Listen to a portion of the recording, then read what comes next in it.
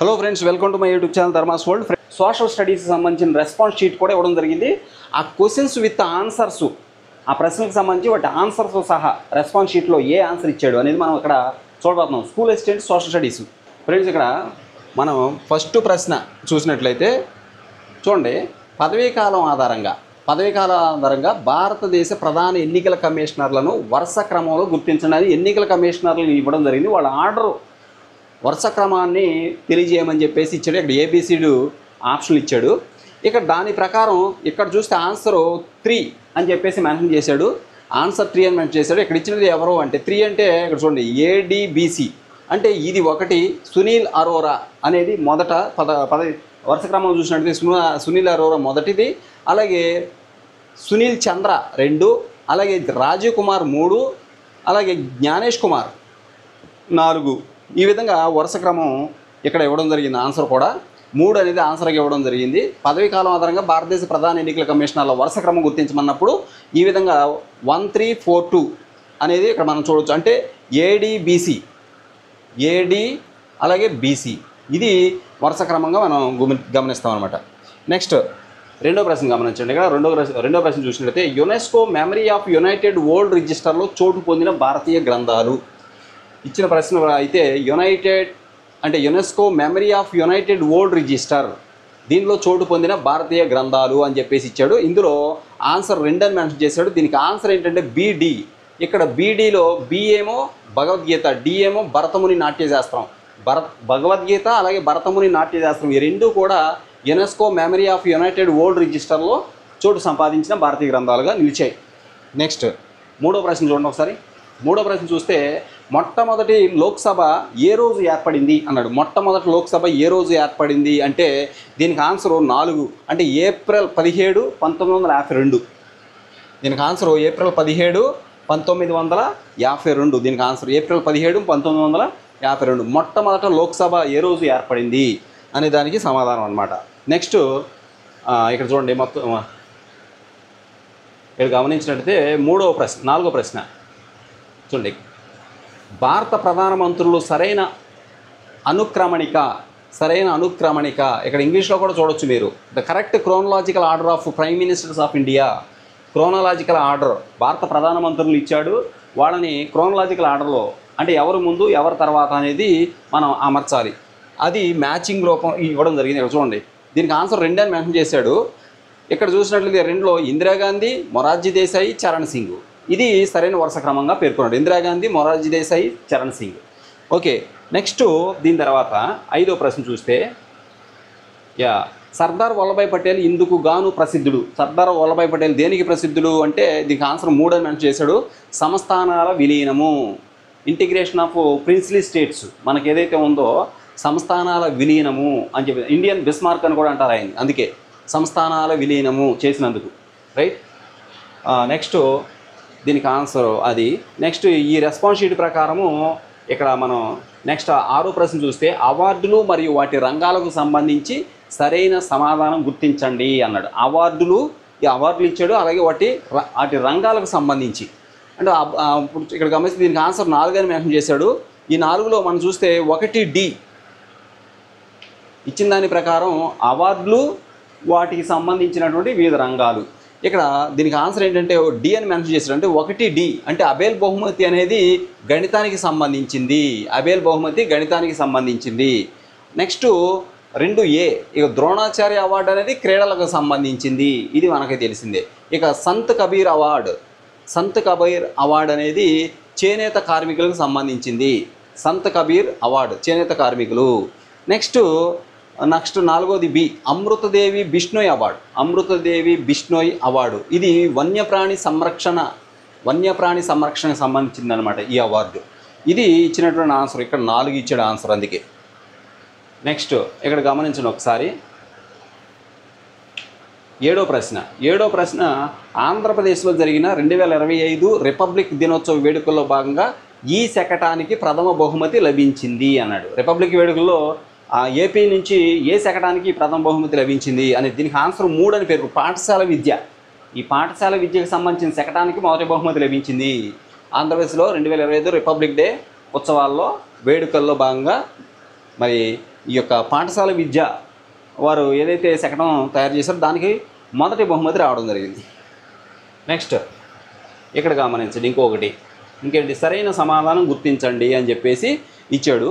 ఇక్కడ చూస్తే ఈక్వెడారు, Tanzania, Japan, Italy ఇచ్చాడు ఏ సెక్షన్. తర్వాత కిలిమంజారో, స్ట్రంబోలి, కోటోఫాక్సీ, ఫ్యూజియామా అని ఇచ్చాడు. ఇవి ఏంటి? కోటోఫాక్సీ, స్ట్రంబోలి, కిలిమంజారో, ఫ్యూజియామా ఇవన్నీ ఒకసారి చూడండి. ఇక్కడ చూస్ ద కరెక్ట్ ఆన్సర్ అని చెప్పేసి ఇచ్చేసాడు. రైట్, దీనికి ఆన్సర్ 4 అని మెన్షన్ చేయడం జరిగింది. 4 అని మెన్షన్ చేశాడు. దీనికి ఆన్సరు 4 అని మెన్షన్ చేశాడు. దీనికి ఏంటంటే 1C ఈక్వెడార్ అనేది కోటోఫాక్సీ, అలాగే 2A టాంజానియా అనేది కిలిమంజారో, నెక్స్ట్ 3D జపాన్ అనేది ఫ్యూజియామా, 4B ఇటలీ అనేది స్ట్రంబోలి. ఇది కరెక్ట్ మ్యాచింగ్గా ఇచ్చాడు 4 ఆన్సరు. నెక్స్ట్ ఇక్కడ గమనించండి, సరికాని జతను కనుగొనండి అని చెప్పేసి ఇచ్చాడు ఆన్సరు. సరికాని జతను కనుగొనండి. సరికానిది ఏంటిది? దీనికి ఆన్సర్ 4 ఇచ్చాడు. 4 ఏం మెన్షన్ చేశాడంటే శ్రీమతి ASHA Bhonsle Ramon Magsaysay award. ఇది కరెక్ట్ ఆన్సర్. శ్రీమతి ASHA Bhonsle Ramon Magsaysay award పొందినట్లుగా తెలుస్తుంది. ఇక మిగతా శ్రీమతి ఎంఎస్ సుబ్బలక్ష్మి భారతరత్న వచ్చిందా? లేదు, రాలేదు. శ్రీమతి ఎస్పి శైలజ కళాసాగర్ అవార్డు వచ్చిందా? రాలేదు. శ్రీమతి సరోజిని నాయుడు పద్మవిభూషణ్ వచ్చిందా? రాలేదు. కాబట్టి శ్రీమతి ASHA Bhonsle Ramon Magsaysay award అనేది ఇచ్చినట్టు మనం కరెక్ట్ అని అనుకోవాలి. ఇక్కడ 4 ఆన్సర్ ఇచ్చాడు. నెక్స్ట్ ఇక్కడ చూడండి, కింది వాటిలో సరికాని జత అని చెప్పేసి ఇక్కడ ఇవ్వడం జరిగింది. సరికాని జత గురజాడ అప్పారావు దేశంను ప్రేమించమన్న, శంకరంబాడి సుందరాచారి మా తెలుగు తెల్లకి, శిలకమర్తి లక్ష్మీనరసింహ చందమామరావే, దేవులపల్లి కృష్ణశాస్త్రి జయ జయ జయప్రియ భారత. ఇక్కడ రచయితలు అలాగే వాళ్ళు రాసినటువంటి వివిధ గేయాలు ఉన్నాయి. అది మ్యాచింగ్. సరికానిది అన్నాడు. దీనికి ఆన్సర్ 3 అని చెప్పి ఇచ్చాడు. చిలకమర్తి లక్ష్మీనరసింహం చందమామరావు అనేది తప్పు అని చెప్పేసి ఇచ్చాడు. మిగిలినవన్నీ కరెక్టే. గురజాడ అప్పారావు దేశం ప్రేమించమన్న, శంకరంబాడి సుందరాచారి మా తెలుగు తల్లి గేయం, అలాగే దేవులపల్లి కృష్ణశాస్త్రి జయ జయ జయప్రియ భారత జనని ఈ పాట ఈ గేయాలు అనేవి కరెక్టే. ఇక చిలకమర్తి లక్ష్మీనరసింహ రాసిన చందమామరావు అనేది కరెక్ట్ కాదు. నెక్స్ట్ ఇక్కడ చూడండి, జాతీయ మానవ హక్కుల కమిషన్ నిర్వహించిన లఘు చిత్ర పోటీల్లో మొదటి బహుమతి పొందింది ఎవరు? జాతీయ మానవ హక్కుల కమిషన్ నిర్వహించిన లఘు చిత్ర పోటీల్లో మొదటి బహుమతి ఎవరికి వచ్చిందంటే ఇక్కడ ఆన్సర్ 3 ఇచ్చాడు. Dudh Ganga valleys dying life line. ఇది Dudh Ganga valleys dying life line, ఇది ఆన్సర్ దానికి. నెక్స్ట్ ఇక్కడ చూడండి, అండర్-19 మహిళల 2020 ప్రపంచ కప్లో player of the match, player of the series అందుకున్నది ఎవరు? అండర్-19 మహిళల 2020 ప్రపంచ కప్లో player of the match, player of the series అందుకున్నది ఎవరంటే దీనికి ఆన్సర్ 2 ఇచ్చాడు. గొంగడి త్రెష. నెక్స్ట్ ఇక్కడ చూడండి, 2023, 2013, 2025 సంవత్సరాలకు గాను ఛాంపియన్షిప్స్ ట్రోఫీ విజేత ఎవరు? ఛాంపియన్షిప్ ట్రోఫీ విజేత 2003, 13, 25 ఈ సంవత్సరాల్లో ఛాంపియన్స్ ట్రోఫీ విజేత ఎవరు అంటే ఇండియా. దీనికి ఆన్సర్ ఇండియా 3. నెక్స్ట్ ఇక్కడ గమనించండి, కింది వాటిలో 2015లో ప్రారంభించబడినవి. ఇది జీకే కోసం ఇవన్నీ. కింది వాటిలో 2015లో ప్రారంభించబడింది ఏంటిది అంటే దీనికి ఆన్సర్ 2 అని మెన్షన్ చేశాడు. ఏంటి 2? ABD. ఇవన్నీ కూడా ABD ఏవైతే ఉన్నాయో ఇవన్నీ కూడా 2015లో ప్రారంభించారు. ఏంటి? ప్రధానమంత్రి సురక్ష బీమా యోజన 2015లో ప్రారంభించారు. నెక్స్ట్ అటల్ పెన్షన్ యోజన, అది కూడా 2015లో ప్రారంభించారు. నెక్స్ట్ ప్రధానమంత్రి ముద్రా యోజన, ఇది కూడా 2015లో ప్రారంభించారు. ఇక ప్రధానమంత్రి జన్ధన్ యోజన అనేది 2015లో ప్రారంభించాలి అది. ఓకే, నెక్స్ట్ భారత రాష్ట్రపతిగా ఏకగ్రీవంగా ఎన్నికైన 6వ లోక్సభ స్పీకర్ ఎవరు? భారత రాష్ట్రపతిగా ఏకగ్రీవంగా ఎన్నికైన 6వ లోక్సభ స్పీకర్ ఎవరు అంటే దీనికి ఆన్సర్ 1 నీలం సంజీవ్ రెడ్డి. నెక్స్ట్ ప్రశ్న 16వ ప్రశ్న, అటల్ పెన్షన్ యోజనలో నమోదు కావడానికి వయోపరిమితి. అటల్ పెన్షన్ యోజనలో నమోదు కావడానికి వయోపరిమితి ఎంత? దీనికి ఆన్సర్ 1 ఇచ్చారు. 18 నుంచి 40 సంవత్సరాల వయసు. నెక్స్ట్ ఇక్కడ చూడండి, పత్రికలు స్థాపకులకు సంబంధించి సరైన సమాధానం గుర్తించడం. పత్రికలు ఇచ్చాడు, వాటిని స్థాపించిన వాళ్ళ పేర్లు ఇచ్చాడు. సరైన సమాధానం మ్యాచింగ్ ఇవ్వాలి. ఇక్కడ మ్యాచింగ్. దీనికి ఆన్సర్ 2 అని మెన్షన్ చేశాడు. 2 అంటే ఇక్కడ గమనించండి, రైట్. దీనికి ఏంటి ఆన్సరు అంటే దీనికి 2 అని ఆన్సర్ మెన్షన్ చేశాడు. కాబట్టి 1C అంటే యంగ్ ఇండియా పత్రికని మహాత్మా గాంధీ గారు స్థాపించినట్లు. అలాగే రైట్ ద హిందూ పత్రిక ఉంది కదా, హిందూ పత్రికని సుబ్రహ్మణ్య అయ్యర్ గారు స్థాపించారు. అలాగే మరి ఇక్కడ చూస్తే 3వది ఆంధ్రపత్రికని కాశీనాథుని నాగేశ్వరరావు స్థాపించారు. సంవాద కౌముది అనే పత్రికని మరి రాజా రామ్మోహన్ రాయ్ స్థాపించారు. ఇది మ్యాచింగ్.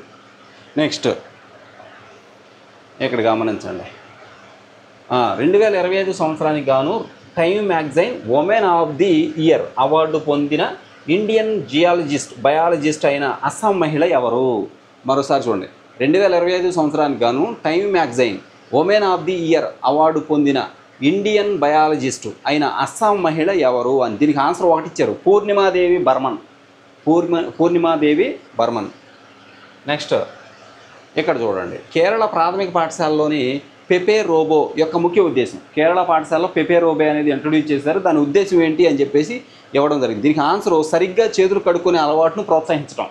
దాని ఉద్దేశం సరిగ్గా చేతులు కడుక్కునే అలవాటు ప్రోత్సహించడం అనమాట, పెపే రోబో. నెక్స్ట్ బచావత్ ట్రిబ్యునల్ ఈ నదీ జలాల పంపిణీకి సంబంధించింది. బచావత్ ట్రిబ్యునల్ దేనికి సంబంధించింది అంటే 3 కృష్ణా గోదావరి నదీ జలాల పంపిణీకి సంబంధించింది బచావత్ ట్రిబ్యునల్.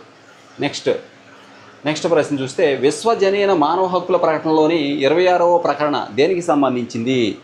ఇక్కడ విశ్వజనీన మానవ హక్కుల ప్రకటనలోని 26వ ప్రకటన దేనికి సంబంధించింది అంటే 3 విద్యా హక్కు. రైట్, విద్యా హక్కు. నెక్స్ట్ ఇక్కడ చూడండి. 1192 ప్రాంతంలో మక్తబ్లను స్థాపించిన వారు ఎవరు? దీనికి ఆన్సర్ 4 మహమ్మద్ గోరి. 1192 ప్రాంతంలో మక్తబ్లను స్థాపించింది ఎవరంటే మహమ్మద్ గోరి. దానికి ఆన్సర్ 4 అని రెస్పాన్స్ షీట్లో మెన్షన్ చేశారు. నెక్స్ట్ ఇక్కడ చూడండి. వయోజన విద్య యొక్క ముఖ్య ఉద్దేశములు ఏంటి అని చెప్పి ఇక్కడ 3 ఉద్దేశాలు ఇచ్చాడు. అందులో ఏవి కరెక్ట్ అని చెప్పేసి మనం ఐడెంటిఫై చేయాలి. దీనికి ఆన్సర్ 4 అని మెన్షన్ చేశాడు. అంటే 1, 2, 3 ఈ 3 కూడా కరెక్టే. దీనికి ఆన్సర్ కనీస అక్షరాస్యత నైపుణ్యాలు సాధించడం, జీవన ప్రమాణాలు మెరుగుపరచడం, శాంతి సామాజిక సామరస్యాలను పెంపొందించడం. ఈ 3 కూడా వయోజన విద్య యొక్క ముఖ్య ఉద్దేశాలుగానే ఉన్నాయి. నెక్స్ట్ ఇక్కడ చూడండి. జాతీయ ప్రణాళిక చట్టం 2005 ప్రకారం ఉపాధ్యాయుడు ఎలా ఉండాలి? జాతీయ ప్రణాళిక చట్టం 2005 ప్రకారం ఉపాధ్యాయుడు ఎలా ఉండాలంటే దీనికి ఆన్సర్ 3 ఇచ్చాడు. ఒక సౌకర్యకర్త అంటే ఒక ఫెసిలిటేటర్ అంటాం, లేదంటే సౌకర్యకర్త అని. ఇక్కడ 3 ఆన్సర్ 3. నెక్స్ట్ ఇక్కడ చూడండి. 25వ ప్రశ్న. ఈ కింది వానిలో NPE 1986 అంటే national policy for education, national education policy ఏదైతే ఉందో దాని 1986 దాని ప్రకారం ఏంటి ఈ సూచనలను గుర్తించండి అని చెప్పి ఇచ్చాడు. దీనికి ఆన్సర్ 4గా మెన్షన్ చేశాడు. 4లో ఏమున్నాయంటే ABC మొత్తం ఉన్నాయి. ఇక్కడ NPE 1986 సూచనలు ఏంటి అంటే ప్రతి విద్యాస్థాయికి కనీస అభ్యసన స్థాయిలను నిర్ణయించడం, కామన్ కోర్ సిలబస్ రూపొందించడం, జీవితాంతం విద్య గడపడానికి సార్వత్రిక దూర విద్యా వసతులు కల్పించడం. ఈ 3 కూడా NPE 1986 యొక్క సూచనలుగానే ఉన్నాయి. నెక్స్ట్ దీనికి ఆన్సర్ 4 అనమాట. నెక్స్ట్ 26వ ప్రశ్న. 3, 5, 8 తరగతుల్లోని విద్యార్థుల విద్యాస్థాయిని మదింపు చేయాలని సూచించిన కమిషన్ ఏది? 3, 5, 8 తరగతుల్లోని విద్యార్థుల విద్యాస్థాయిని మదింపు చేయాలని సూచించిన కమిషన్. దీనికి ఆన్సర్ 4 అని మెన్షన్ చేశారు. NEP 2020. దీనికి answer NEP 2020 national education policy 2020. Next ఇక్కడ చూడండి. ఇన్స్పైర్ కింద ఇచ్చే స్కాలర్షిప్ పేరేమిటి? ఇక్కడ ఆన్సర్ 4 ఇచ్చాడు. SHE. ఆ స్కాలర్షిప్ పేరు షీ. నెక్స్ట్ ఇన్స్పైర్ కింద ఇచ్చేవి షీ. ఆన్సర్ 4. నెక్స్ట్ ఇక్కడ చూడండి. 28వ ప్రశ్న. జాతీయ బాలల హక్కుల పరిరక్షణ సంఘం అధ్యక్షురాలిగా పనిచేసిన వారు ఎవరు? జాతీయ బాలల హక్కుల పరిరక్షణ సంఘం అధ్యక్షురాలిగా పనిచేసిన వారు ఎవరు అని చెప్పేసి ఇచ్చాడు. దీనికి ఆన్సర్ 3 ఇచ్చాడు. 3 శాంతా సిన్హా. ఆన్సరు శాంతా సిన్హా. నెక్స్ట్ ఇక్కడ చూడండి.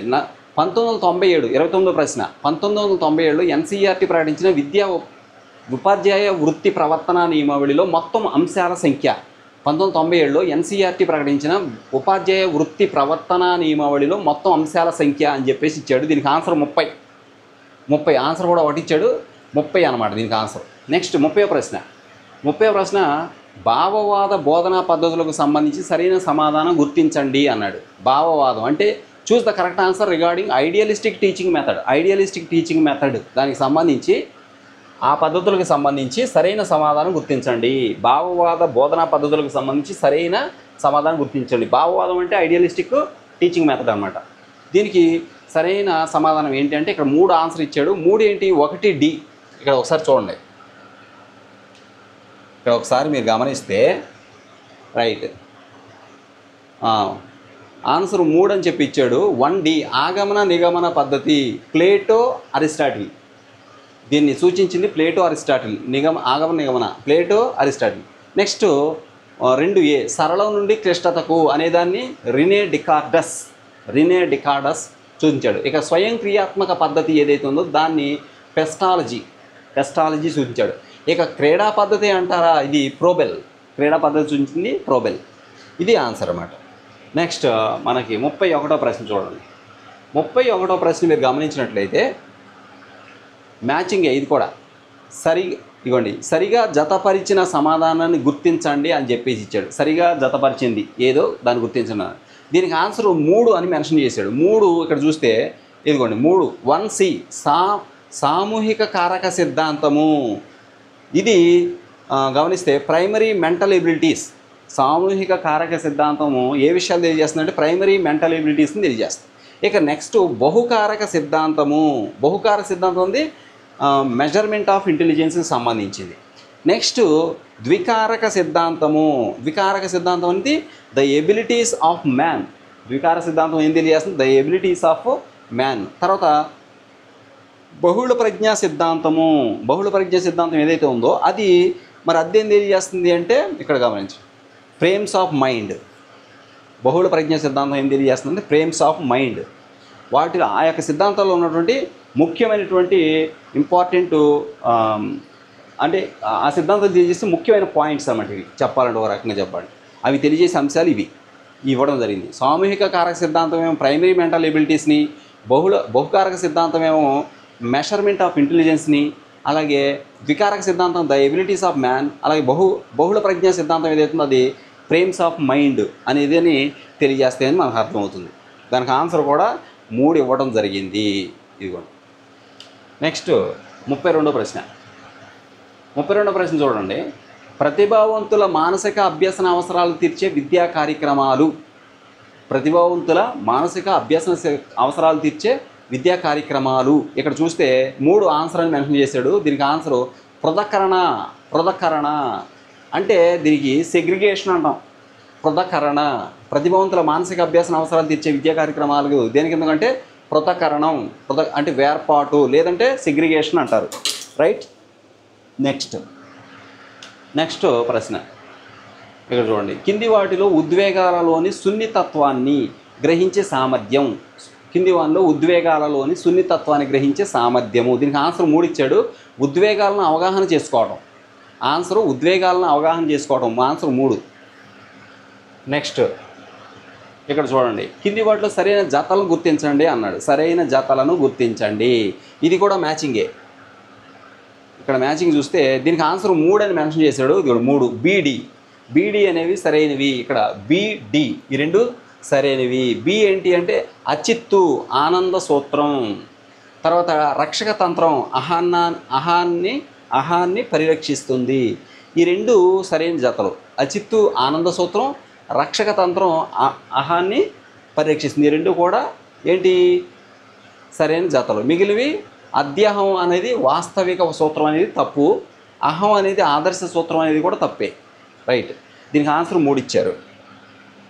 నెక్స్ట్ చూడండి. నెక్స్ట్ చూస్తే ఇక్కడ గమనించండి 35 విషమయోజనానికి కారణమయ్యే వ్యక్తిగత కారకం. చూసారా, విషమయోజనానికి కారణమయ్యే వ్యక్తిగత కారకం ఏంటి అంటే దీనికి ఆన్సర్ 1 శారీరక ఆకృతి. శారీరక ఆకృతి. విషమయోజనానికి కారణమయ్యే వ్యక్తిగత కారకం ఏంటంటే శారీరక ఆకృతి. దీన్నే an individual factor that causes maladjustment కారణమయ్యే వ్యక్తిగత కారకం ఏంటి అంటే దానికి శారీరక ఆకృతి. Next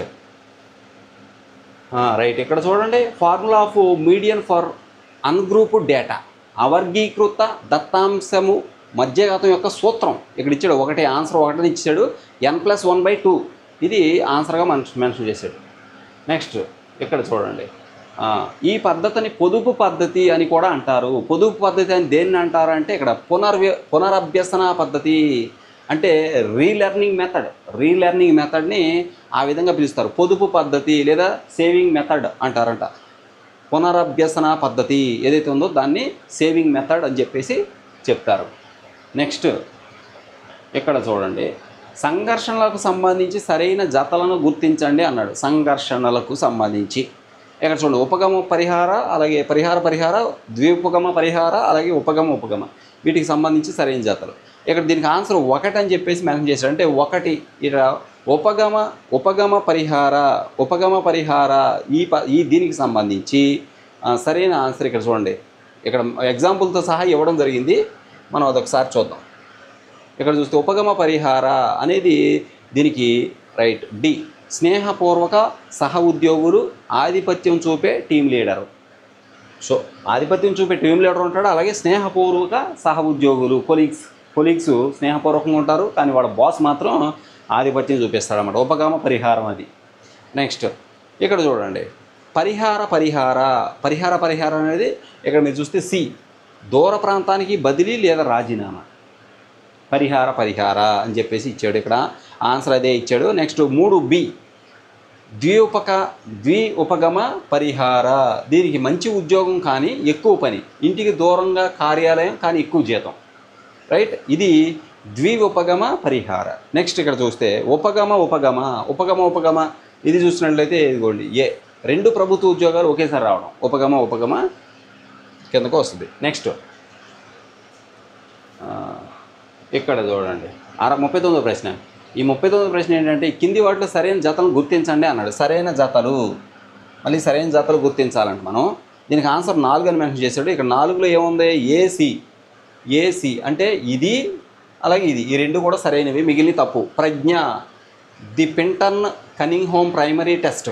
Pragna, the Pintner Cunningham primary test ఇది. అలాగే సహజ సామర్థ్యం, అలాగే క్రాపోర్ట్ స్మాల్ పార్ట్స్ డెక్స్టెరిటీ పరీక్ష ఏదైతే ఉందో ఇది సహజ సామర్థ్యం పరీక్ష. ఇక సృజనాత్మకత అనేది మేర్ అండ్ ఫార్మ్ ఫోర్డ్, ఇది తప్పు అని చెప్తున్నాడు. అభిరుచి అనేది మెట్రోపాలిటన్ రెడీనెస్ పరీక్ష అని చెప్పేసి అంటున్నారు, అది కూడా తప్పు అని చెప్తున్నాడు. ఇక కరెక్ట్ ఏంటంటే ప్రజ్ఞ అనేది ది పింటనర్ కన్నింగ్హామ్ ప్రైమరీ టెస్టు. అలాగే సహజ సామర్థ్యం ఉంది క్రాఫోర్డ్ స్మాల్ ఫోర్డ్స్ డెక్స్టెరిటీ పరీక్ష, ఈ 2 కూడా కరెక్టే. AC correct. నెక్స్ట్ ఇక్కడ చూడండి, ఇక్కడ చూస్తే కింది వాటిని జతపరిచి సరైన సమాధానం కనుగొనండి అన్నాడు. దీనికి ఆన్సర్ ఏంటి అంటే ఇది కూడా మ్యాచింగే, అన్ని మ్యాచింగ్లు ఇచ్చాడు మ్యాక్సిమం. దీనికి ఆన్సర్ 2 అని మెన్షన్ చేశాడు. ఇక్కడ మ్యాచింగ్ చూసినట్లయితే పూర్వ ప్రచాలక దశ ఇదిగోండి స్వీయ కేంద్రీకృతం ఎక్కువ. పూర్వ ప్రచాలక దశలో స్వీయ కేంద్రీకృతం ఎక్కువగా ఉంటుందట. నెక్స్ట్ రెండోది సంవేదన చాలక దశ అంటే అహం కేంద్రీకృతం ఎక్కువగా ఉంటుందంట. నెక్స్ట్ 3A ఇక్కడ చూడండి మూర్త ప్రచాలక దశ, ఇది కన్జర్వేషన్ సూత్రాన్ని అవగాహన చేసుకోవడం అని చెప్పేసి ఇచ్చాడు. నెక్స్ట్ నియత ప్రచాలక దశ అనగానే ఇదిగోండి సి, విచక్షణ వివేచనతో ఆలోచనలు చేయటం. ఓకే, మొత్తం మీద దీనికి ఆన్సరు డిబిఏసి ఆన్సర్ డిబిఏసి. నెక్స్ట్ మనం చూద్దాం నెక్స్ట్ ప్రశ్న చూడండి ఒకసారి. 41వ ప్రశ్న, పట్టణ ప్రాంతాల్లో రహదారి ప్రమాదాలకు ఇది ప్రధాన కారణం అన్నాడు. పట్టణ ప్రాంతాల్లో రహదారి ప్రమాదాల కారణం ఏంటి అంటే 4 అని ఆన్సర్ ఇచ్చాడు. రహదారి సంకేతాలను అతిక్రమించడం ఇచ్చిన దాంట్లో రహదారి సంకేతాలు అతిక్రమించడం అనేది చేయటం వలన పట్టణ ప్రాంతాల్లో ఎక్కువగా ఈ ప్రమాదాలు జరుగుతున్నాయి అన్నాడు. ఇంకా ఇతర ఆప్షన్ చూస్తే రహదారులపై గేదెలు గొర్రెలు వంటి జంతువులను యథేచ్ఛగా వదిలేయడం, రోడ్ల మీద ధాన్యపు కుప్పలు ఎండబెట్టడం, దుమ్ము చక్రాలతో ట్రాక్టర్లు నడపడం. ఇవేవి కరెక్ట్ ఆన్సర్ కాదని రహదారి సంకేతాలను అతిక్రమించడమే వలన ఎక్కువ మరి ఈ యొక్క రహదారి ప్రమాదాలు పట్టణాల్లో జరుగుతున్నాయి అని చెప్పేసి తెలుస్తుంది. అది ఆన్సర్గా ఇచ్చాడు. నెక్స్ట్ ఇక్కడ చూడండి, ఈ జనగణన సంవత్సరంలో భారతదేశం యొక్క జనాభా 1000 మిలియన్లు దాటింది. ఏ జనగణన అప్పుడు భారతదేశ జనాభా 1000 మిలియన్లను దాటింది అని చెప్పేసి అడుగుతున్నాడు. ఇక్కడ దీనికి ఆన్సర్ 3, 2001. 2001లో భారతదేశ జనాభా 1000 మిలియన్లు దాటిందంట. అంటే 100 కోట్ల, అంతేనా? రైట్, 100 కోట్లు. ఇక్కడ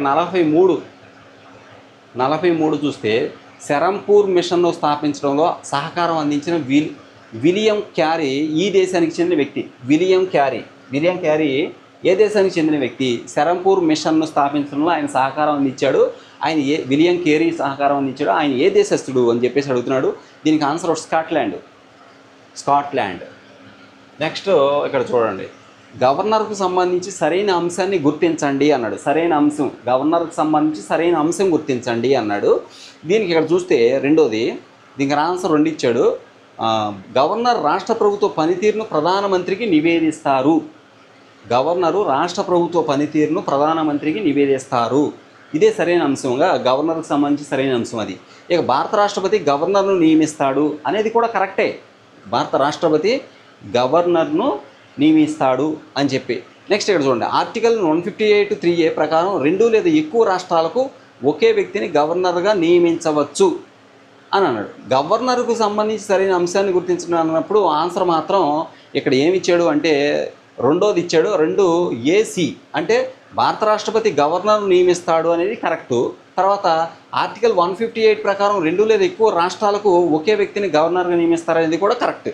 ఇక గవర్నర్ రాష్ట్ర ప్రభుత్వ పనితీరును ప్రధానమంత్రికి నివేదిస్తాడనేది అంత కరెక్ట్ ఆన్సర్గా లేదు.